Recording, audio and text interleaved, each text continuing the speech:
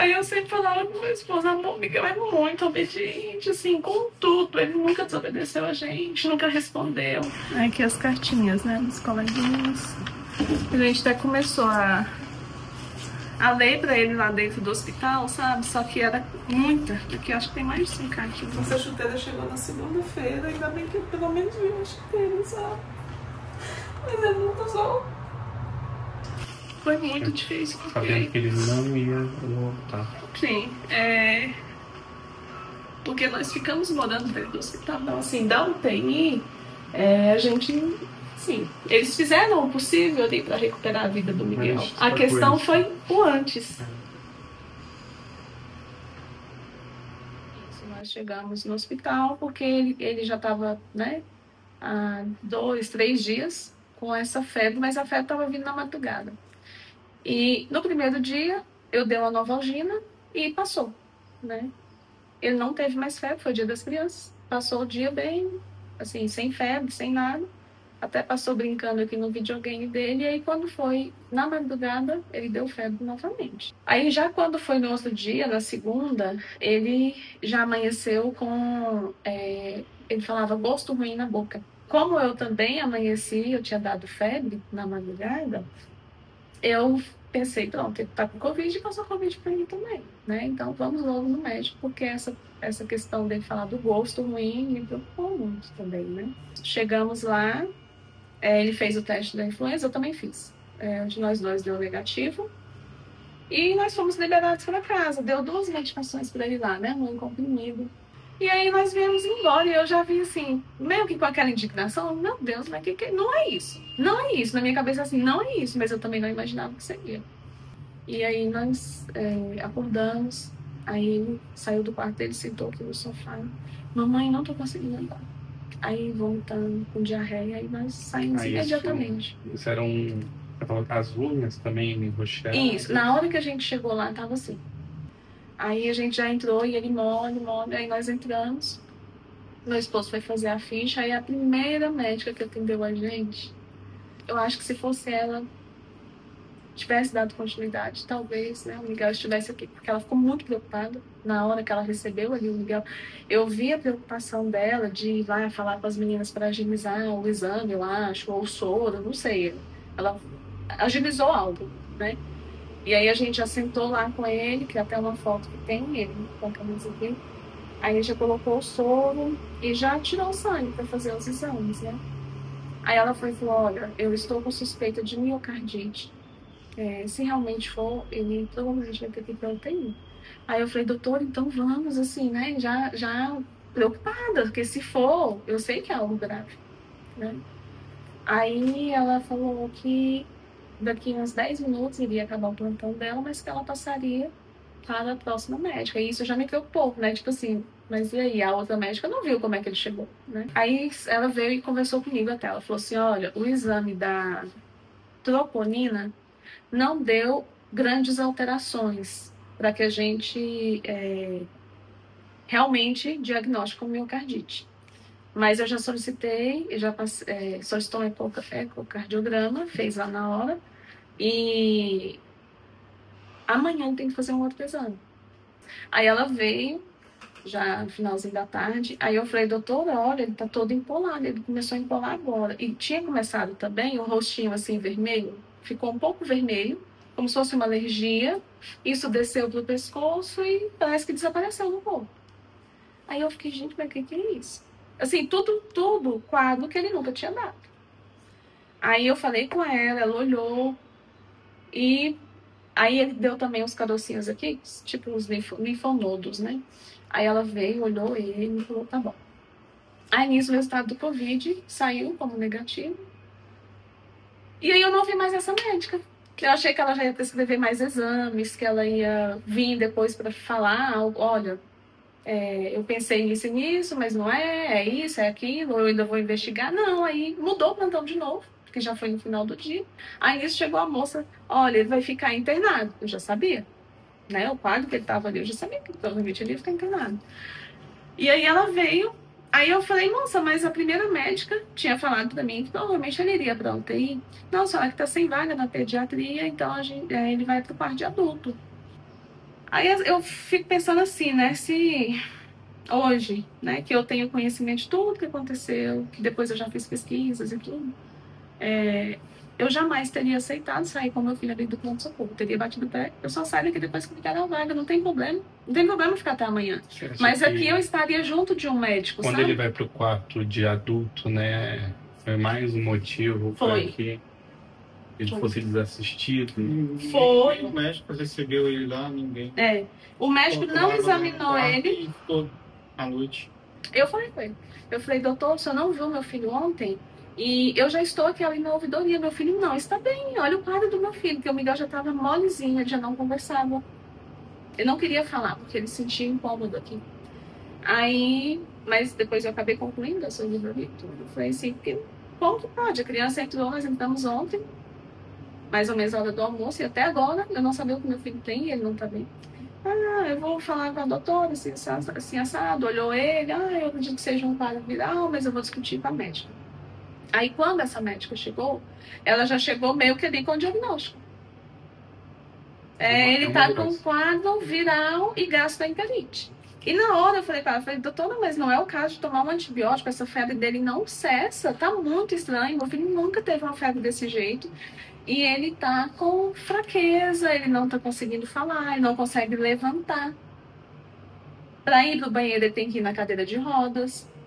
Tem algo a mais. Aí ela virou e falou, não, porque quadro viral só se trata com hidratação. A gente não trata quadro viral com antibiótico. E tá dessa forma escrito lá, se você olhar no prontuário. Esperei, deu 11 horas, nada. Aí eu fui lá no balcão e perguntei à enfermeira, moça, cadê o pedido do exame do meu filho, que ainda não chegou? Ai, senhora, tem que aguardar, a médica ainda não postou. Voltei pro quarto. Esperei mais um pouco. Moça, e aí? Não, não tem ainda pedido do médico. Aí quando deu 16h20, exatos, que eu fiquei acompanhando o relógio até dar a hora, eu falei, espera só um pouquinho. A gente foi cobrar. A médica tinha ido embora e não tinha prescrito esse mapa viral pro meu filho. Aí, nossa, eu fiquei muito nervosa. Aí eu fiquei brava mesmo. Eu falei, inadmissível uma coisa dessa. A gente tá aqui. Aí eu falei algumas coisas assim, né? Eu falei, por favor, arruma médico e peça esse exame, porque eu quero esse exame agora. Agora eu já chega. Eu esperei até 4 horas, não é do limite dela. Ela vai embora, não tira meu filho da ala de adulto, porque isso aí, como ela que deu alta lá embaixo, ela tinha que ter tirado meu filho de lá para levar para pediatria. Não fez isso. E não pediu o exame do meu filho. Ou seja, nós ficamos esquecidos ali dentro. Aí de manhã a médica chegou. Aí já na pediatria, aí pediu desculpa. Aí eu fui e falei com ela, doutora, eu acredito que meu filho esteja com algo mais. Não é só um quadro viral. Essa febre dele não está normal. E eu não sei o que é, né? Mas eu acredito que seja outra coisa, ou algo mais. Aí ela falou, mãe, mas eu já te expliquei. Olha, essas manchas são características. Aí, né, sempre reforçando a hipótese dela, do diagnóstico. E você tá muito ansiosa. Ela chegou a falar isso pra mim em um momento. Olha, você tá muito ansiosa e você tá deixando ele ansioso. Acalma. E aí não solicitou mais nenhum exame. Meio que querendo me convencer que era quadro viral. Aí conversou com a gente, eu, doutora, meu filho não está normal. Tem alguma coisa, eu não sei o que é, não está normal. Aí ela falou, não, ela olhou assim pra mim, né, e eu insistindo ali, eu vou pedir mais uns exames. E saiu pra mim. Aí ela voltou. Mas vamos fazer mais uma de Novalgina para baixar essa febre dele? Confia em mim. Vamos fazer um teste, só mais uma. Aí eu olhei assim, tá bom, doutora, então peça os exames. Aí ela saiu. Isso era, acho que era umas 9 e pouco. Aí veio a moça aplicar a Novalgina nele. Quando aplicou, passou poucos minutos e começou a suar excessivamente. E a respiração? E a respiração já estava um pouco ofegante. Aí eu tinha ido no banheiro, meu esposo foi e falou com ela na porta, né? Quando a fisioterapeuta entrou, ela viu que ele não estava bem. Ela falou, a médica já veio aqui, aí a gente já... O que ela falou? A gente fez, não, tá suando, mas eu não concordo, não tá certo. Aí ela saiu.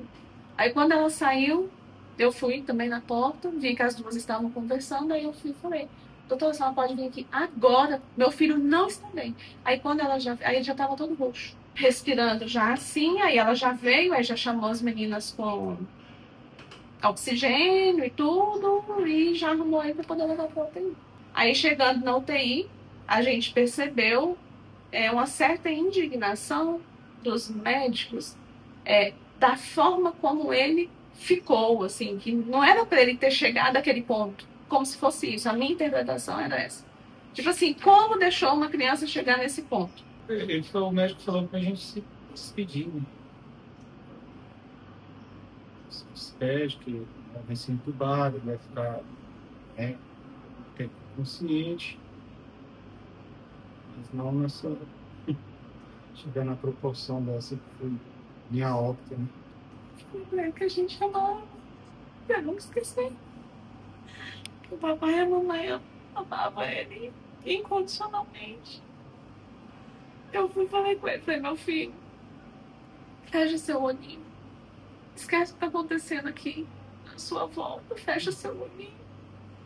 E lembra de alguma viagem que a gente fez que você gostou. Pensa no dia lá mais feliz que você tava. E reza, meu filho, vai dar tudo certo, papai e a mamãe te amam. Eu falei pra ele, meu filho, reza, lembra desse dia. E não esquece, papai e mamãe te amam muito, Miguel. E o médico vai precisar fazer um procedimento em você, papai e mamãe vai ter que saber. E aí eu lembro que ele olhou assim, ele não falou nada, assim, naquele momento, sabe? Mas antes da gente se despedir dele, quando ele estava agitado, antes do médico chamar, ele não conseguia suportar nenhum oxigênio aqui, aqueles dos ganchinhos. A gente ficou segurando, assim, eu e meu esposo, na ponta. Aí ele agitado, assim, nervoso, ele olhou pra mim e falou assim, ele tava assim, aí ele, mamãe, eu não aguento mais, mamãe, eu não aguento mais. Eu falei, meu filho, você aguenta, você é forte, você vai aguentar.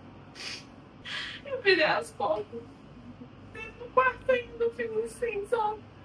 Tipo assim, vai parar. E a gente foi sair do quarto. Aí ficamos na sala de espera. O Fábio também conversou com ele. E aí depois veio a notícia que ele tinha parado e não tinha voltado. Aí depois, né, nós ficamos desesperados. 24 minutos. Ficou 24 minutos parado. Aí depois vieram falar, não, ele voltou. Aí depois ele deu mais 2 paradas. Depois foi mais uma de 8 minutos e uma de 5. Aí o médico chamou a gente e falou, olha, o estado dele é gravíssimo. É gravíssimo, mas é o quê, né? Até então a gente sabia. O que causou isso no filho? Falava que era gravíssimo. Só falava que era gravíssimo. Mas não tinha diagnóstico. Aí nós entramos, assim, a cena que eu vi ali, porque eu também já estava muito ruim naquele momento. Eu já estava dando fé terceiro, mas como ele estava naquela situação, jamais ia largar meu filho para ir cuidar de mim, né? Eu já estava meio assim, aérea, né? Mas assim, a sensação que eu tive na hora que eu entrei dentro do quarto, parece que é aquelas cenas de filme, sabe? Assim, eu posso dizer assim, que é como se fosse um corpo humano em experiência, em experimento. Né? Meu filho ligado num monte de aparelhos, meu menino que entrou perfeito, com dificuldade de andar, ok, mas por fraqueza. Ainda consciente, conversando, tá ali, todo entubado, todo ligado em aparelho. Tudo quanto é tipo de aparelho estava ligado nele naquele momento. Um monte de medicação, um monte. Não tenho ideia de quantos, mas assim, na minha cabeça, assim, por alto, acho que uns 40, talvez fosse até mais, eu não sei. Então, assim, foi uma cena... Parece que não estavam vivendo aquilo, parecia ser um filme de terror. E depois vocês recebem o diagnóstico da bactéria, da influenza, mas começa um outro calvário, que é acompanhar o Miguel na UTI. Os médicos falaram que se ele desse outra parada, ele não voltava, e que era 48 horas, as horas cruciais. Pô, nas extremidades, nas pernas dele, nos pés, assim.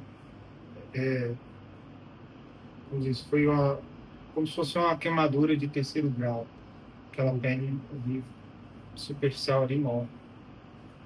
Aí ele ficou aquela semana ali, teve que fazer derivação, né? Espalhagem, limpa, tudinho. Depois teve a tomografia, que foi Antes disso foi a tomografia, depois foi a depilação, depois foi a ressonância. Foi assim, difícil. Porque lá tem muita coisa assim, até para falar. Eu nem gosto de ficar lembrando dessa parte lá, desses dias lá no hospital comigo, porque você vê uma criança de 13 anos, você com o pai lá do lado dele, não poder fazer nada, não poder ajudar. No dia 7 de novembro, né, o Miguel já está muito debilitado e qual o procedimento que eles tentam fazer? Foi a traco e também foi mexeu na sonda da bexiga, foram colocar uma sonda maior.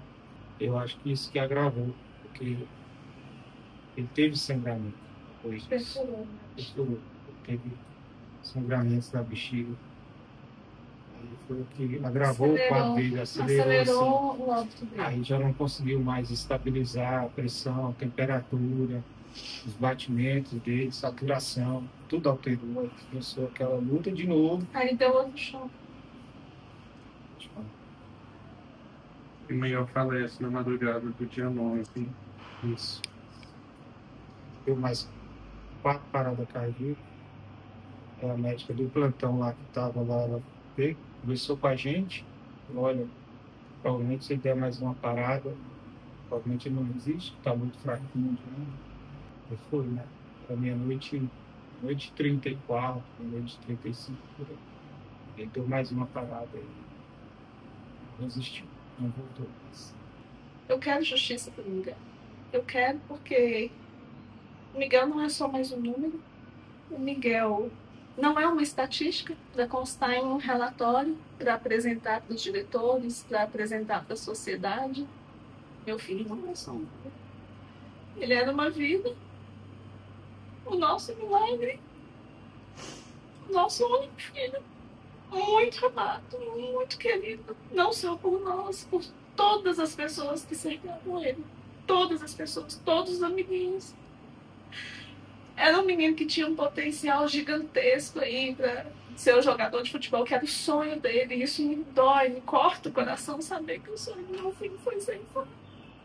Eu quero justiça pelo meu filho, porque os sonhos dele foram ceifados e os nossos que sonho que a gente tem agora, porque tudo a gente fazia para ele, a gente pensava em trabalhar um pouco menos, e às vezes ganhar um pouco mais, para quê? Para passear com ele, para dar um conforto melhor para ele, e agora somos dois. Então que nenhum pai, porque é uma dor mortal.